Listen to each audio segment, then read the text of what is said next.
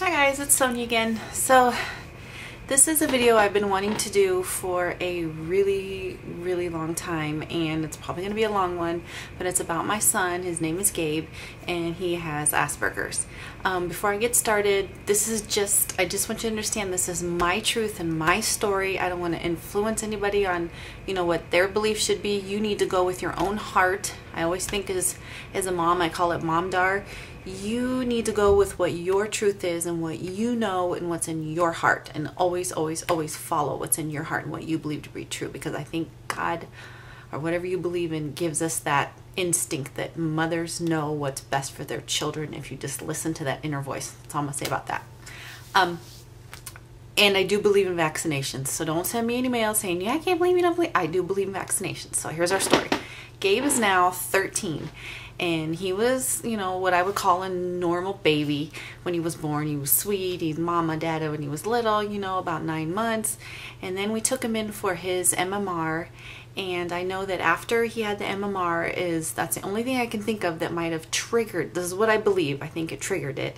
He started screaming and headbutting and headbanging, and they wouldn't speak, and he just turned into it was just not fun. But when he was happy, he was really happy. But he was mad, he was inconsolable for a good 45 minutes. It didn't matter what it was. And I took him to the doctor. We were living in Helena at the time, and we took him into the doctor's office the first time, and she's like, she would close the door. Well, he didn't like to be closed in, so she would just tell the nurse, oh, he doesn't like to be closed in, just open the door. And I remember thinking back on that, she should have picked something up at that point, that if you closed a door, he stood there and banged his head, that maybe something's not right. And you always think of those later, things later when you're a newer mom and you're just like, whatever the doctors say, you're going to do whatever they say. No. That's what I've learned. No, go with your own heart. Anyway, I kept taking him in. I'm like, there's something wrong. And he wouldn't talk, and he was 2. He wouldn't say anything, not mama, not dada. He wouldn't point. He would just scream and bang his head when things didn't go his way. And I mean, it was so bad that if someone knocked on the door and he didn't get to open the door, he would throw himself on the floor and scream and bang his head for 45 minutes. If the phone rang and he didn't answer it, and he just wanted to pick it up, he would scream for 45 minutes. If he didn't click his own seatbelt in his little car seat, he would scream for 45 minutes. I am not exaggerating. He would wake up in the morning, and if I wasn't right there, he'd come out and find me, throw himself on the floor, and scream for 45 minutes. This went on every single day of my life. And when you're living it, you just get kind of used to it. But I look back at it now and go, how in the hell did I ever survive that and not take drugs? I didn't. I drank a lot, but anyway. So I said, there's something wrong. So she's like, well, let's take him to a speech therapist. Well, I took him to this quack lady who strapped him into I'm just watching the time over there. She strapped him in a high chair in this room that was full of all kinds of things, and he was on sensory overload. And she wanted him to pay attention to one little thing, that he was strapped in and didn't want to be there. So he would just scream and bang his head because he didn't want to be trapped in there, and he wanted to go see everything. Well, she said, you should put him on Ritalin. Usually we don't put kids on Ritalin, but he's ADD and you need to put him on Ritalin. And I'm like, I'm not putting a 2-year-old on Ritalin. So we never went back to her again. I went back to the doctor again, and I said, we need more. So finally we went to a neurologist, and we did all this testing, and they did a brain scan. And this was so long ago, I can't even remember exactly what the brain scan was, but he did get diagnosed with autism, and he was at that time on this spectrum, and now we've narrowed it down to Asperger's. So we qualified for free in-home care because he had a diagnosis then through the state, and they sent a speech therapist and an occupational therapist into my home, and we would have to clear everything out of the living room and just have that one thing for him to concentrate on. So that's what opened up the door, is that we figured out he would just get overly stimulated. I would take him to Walmart, and all the lights and all the people, he would just bang his head and scream. I would put him in the cart. He didn't want to be in the cart, so I'd have to push the cart like this because he would be trying to claw my arms bloody while I pushed the cart and scream. So it's just, he can't handle too many sensories at that time before he could speak. So there's a lot, but we go back to the story. The speech therapist came in, we started to make some progress, and she would only come, I think it was a half an hour, couple times a week, not too much. and the occupational therapist would come, and we tried like a weighted vest because sometimes that works on kids. He didn't like that. What he really liked was this mesh swing. We would put him in and we'd swing him, and he likes to swing, so he liked that.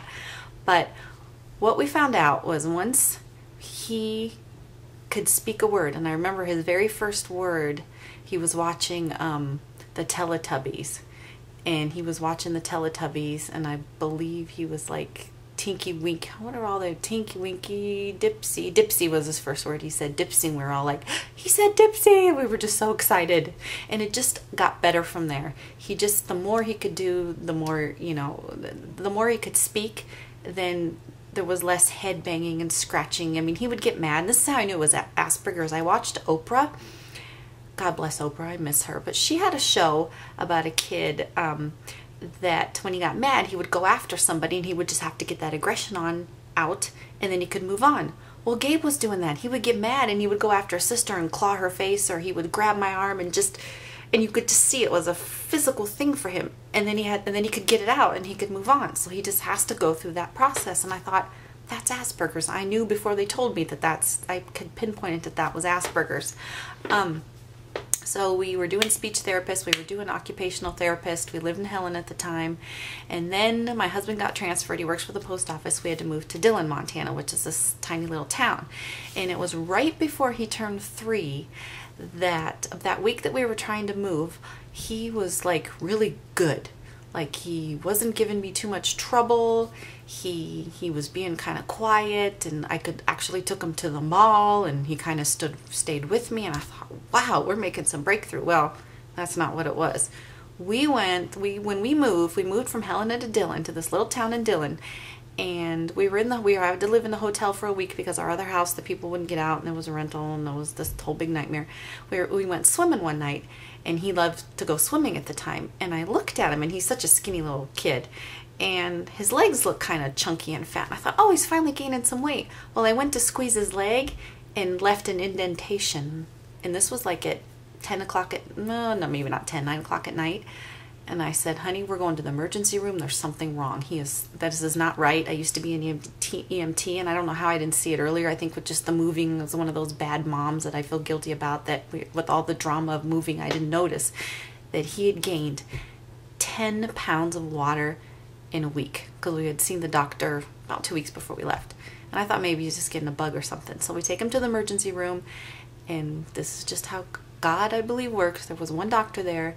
He was so full of water, they were trying to catheterize him, and they couldn't do it, and he was screaming, and I had to leave the room. I couldn't handle him screaming. My husband stayed with him, and they were trying to catheterize him, and long story short, he got diagnosed with Nephrotic Syndrome. This one doctor, who was originally from Texas, knew what it was, and it's a rare kidney disorder. It's not a disease, it's a disorder that mostly boys get, and what I've researched over the years, it's like an autoimmune disorder, like autism is an autoimmune disorder, so that's how I think they're all kind of linked.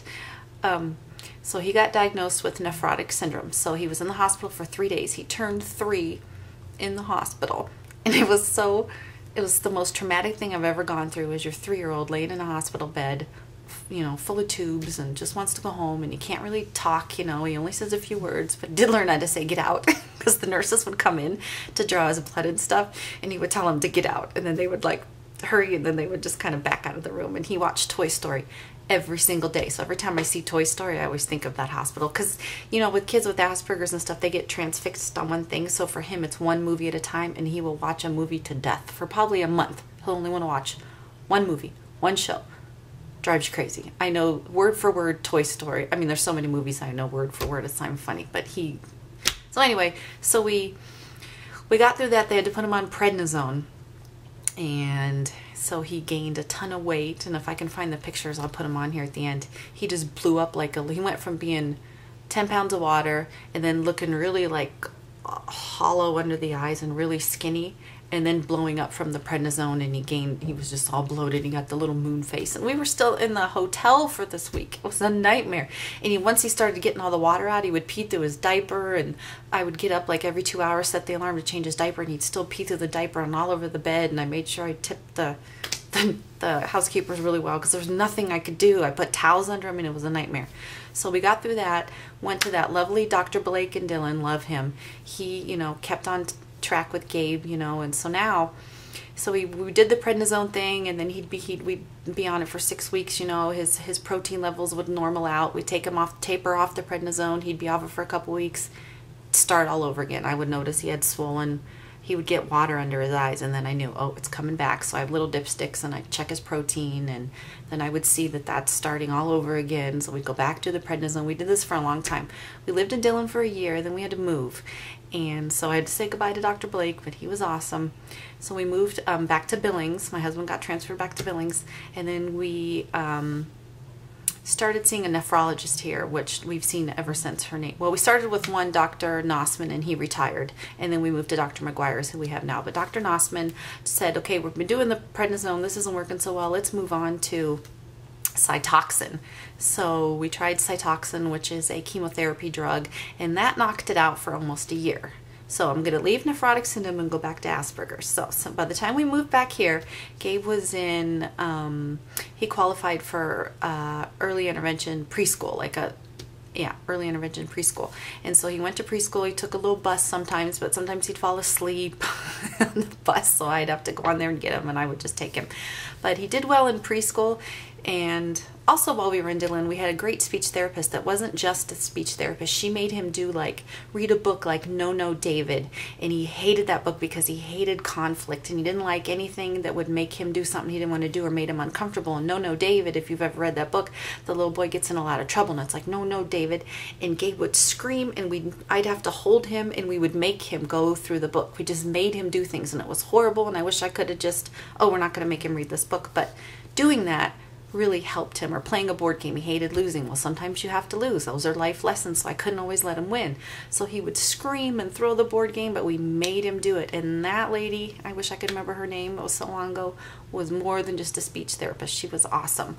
So we moved to Billings. We do preschool here. They figure out ways to help him here with his Asperger's. Like, he has to know what's coming. You couldn't just say, okay, stop what you're doing and now you're going to move to music. He had to know that it was coming, because transition for autism and Asperger kids is a nightmare. They can't just go, okay, you're going to move to this, stop what you're doing. There's a process to stopping. They can't just stop. That's the other thing people don't understand. You can't just say, okay, knock it off. It does not work. Their brains work differently. Their brains are wired differently.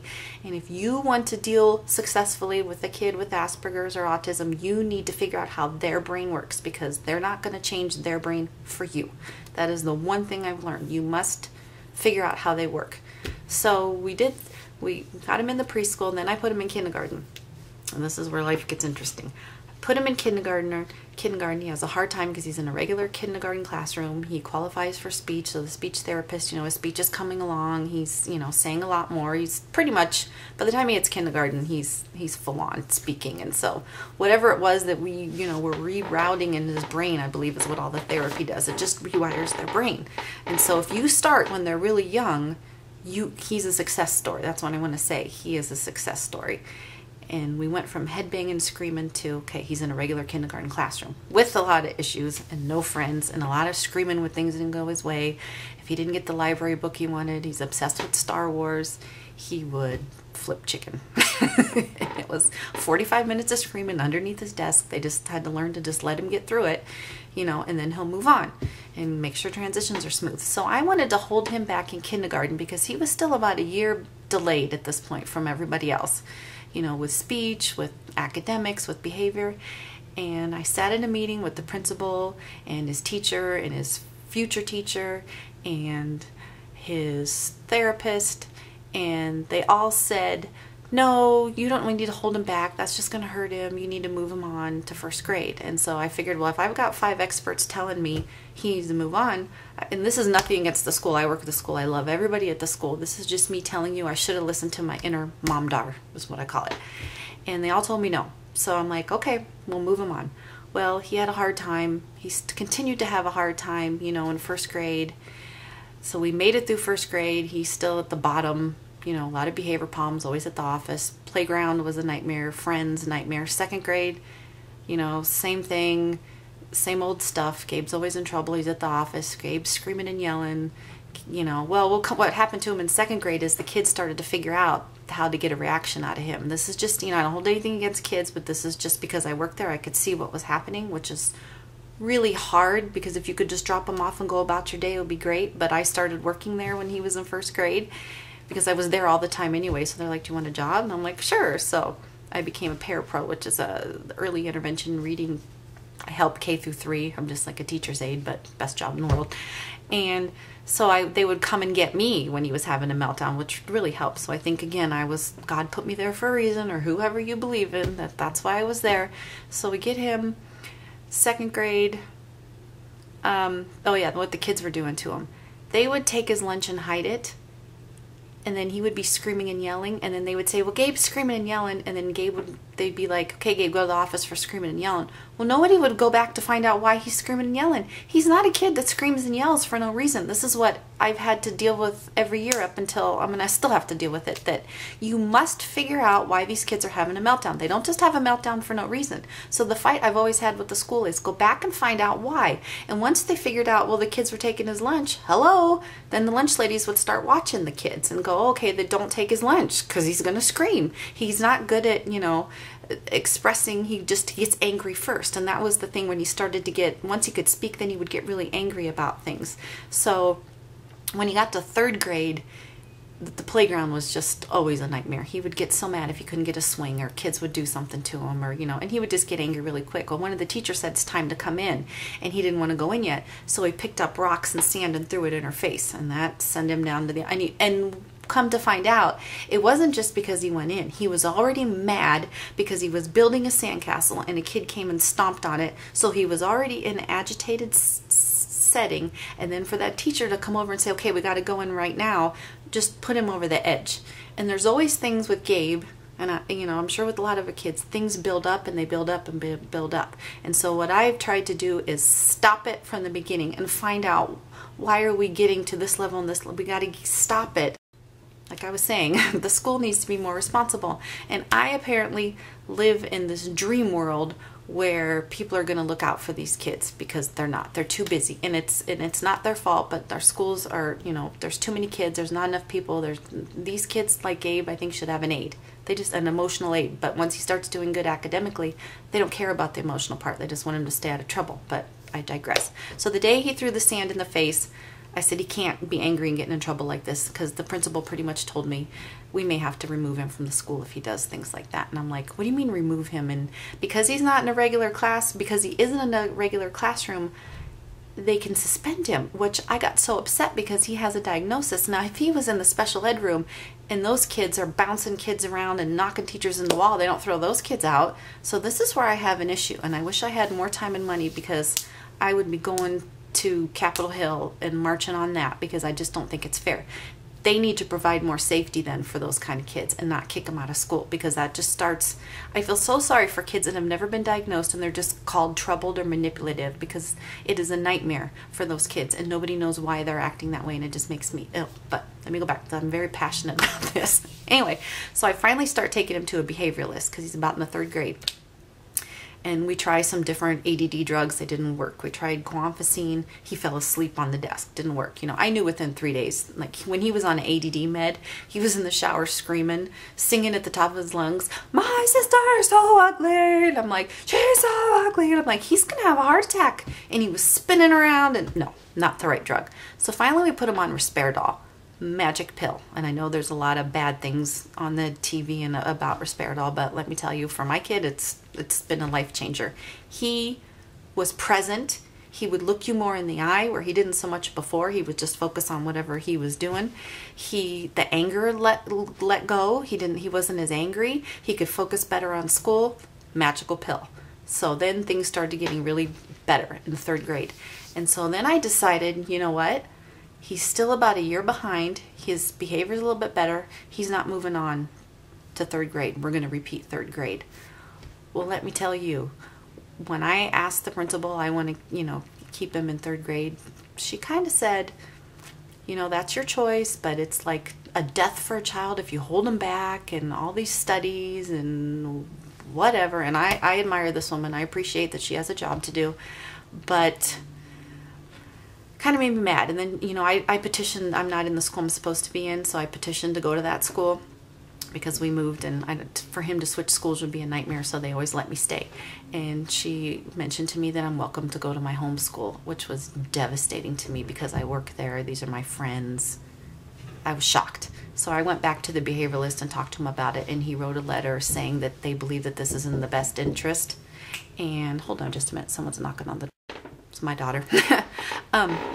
So he wrote a letter saying it would be in Gabe's best interest for him to stay. And so after he wrote that letter, not another word about it. So here's what I'll tell you about that. Get the mental health community on your side, and that will really help you. And Gabe has always had an IEP. That's another important thing. You need to always have an IEP. Don't be worried that your kid is going to be labeled, because all it does is help them. And other kids don't even know. They don't even need to know, you know. So I held him back in 3rd grade. By the end of the 3rd grade, he was in the middle of where he needed to be. Wish I would have done that in kindergarten, but I didn't have my mom balls, which is a bad term to say, but I didn't have him then. I started to get him then in about the 3rd grade, and I started sticking up for my kid and making my kid the priority and opening my mouth within reason. Still my coworkers, still my friends, but I decided that I'm not going to just listen to what they tell me. Gabe's coming first. That's what you need to do. Put your child first. So I started opening my mouth. And so we started, we had him on the medication, and then he started seeing a counselor, which he's seen ever since then, which really just helps him to go talk about things. So you need to get your child to a behavioralist. Try different medications. Maybe your child doesn't need medications. Mine, he was so angry that this just takes the edge off of the anger, and with the counseling and with people figuring out why he's getting to where he is, he's a whole new kid. He just ended, this may make me cry, but he went from getting pulled out up until 5th grade, getting pulled out for special reading, special math, you know, because he was behind. He decided in 6th grade he doesn't want to do that anymore, and he worked really hard, and he stayed all of 6th grade in his classroom, not getting pulled out, no more speech therapy, no more special reading, nothing. He was in the regular math, probably the lower reading group, but he ended 6th grade with A's and B's. It's just amazing.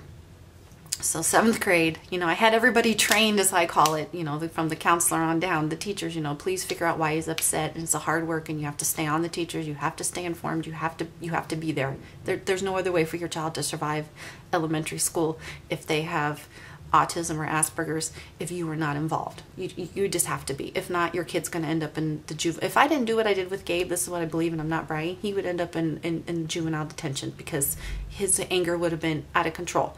So what he does, he is a phenomenal kid. This is going to be the longest video ever, but I don't care. This is more for me than anyone else. We tried to put him in sports when he was little, and when he would get mad, and he would try to hit kids over the head with bats, and I'd always have to be standing right there to catch the bat and take him around and get him calmed down, and sports were no fun. I always had to be right there. My husband's tried coaching. If he coach pitched, if he got Gabe out, Gabe would be screaming at him out on the thing, you know, that you got me out on purpose, and embarrass me and everybody else. So by then I didn't care anymore. I was just like, don't hurt anybody. So that was no fun. So then we tried wrestling, and then he had another flare up of the nephrotic syndrome, and you know, when you're on prednisone and stuff, your immune system is in the tank, so he couldn't do wrestling. Plus he would get mad if he didn't win and scream and yell, and so no fun. So then we tried fencing. Fencing was great until you start keeping track of points, and then he would scream and yell. Okay, we're done with fencing. Then the most amazing thing happened, and I should have saw this. It's one of those things that you should know of before. The theater, Venture Theater, which is a little local theater in our town here in Billings, came to school and put on a little play. You do practice for 2 weeks, and then they put on a play at the end every day after school. And they came in, and Gabe, you know, said, I think I'm going to try that. I'm like, oh, okay. So I let him try out. He comes home with practically the leading role. He knew his lines, everyone else's lines. He loved it. He took it to another. He has no fear of people. The first time he put on the play, he was amazing. When he put on the show, I thought, I don't know what's going to happen. So I'm sitting with my little camera, and he comes out and sings and dances, and if someone messed up their lines, he just rolled with the punches and was trying to help them out, and I'm crying as teachers are crying. It was just the most amazing thing. So that is what we have been doing since the 4th grade. He is in theater. He Loves it. He did boys honor choir here. He made out for that, or tried out and made it for the honor choir. So he loves singing and dancing. He goes by the beat of his own drum. He doesn't care what anybody thinks. He loves it. He takes it to a very serious level. He has a hard time still with friends. He doesn't have a best friend, but to him, it's no big deal. He doesn't realize he doesn't have friends. He loves his video games. He likes things he can control. So you got to just find what they love and let him do it. He loves the Xbox when he talks to friends on there. So that's his socializing. The behavioralist said that's okay. So, back to his nephrotic syndrome. He went through a year, about 4th or 5th grade, where he was good. And then we decided, we did prednisone again, went through that whole up and down. And then we tried Celcept, which is a liquid. He had to try the liquid because he can't swallow pills. Always had to crush them, which was a whole nother nightmare. But we did Cytoxin, which is for anti-rejection medication.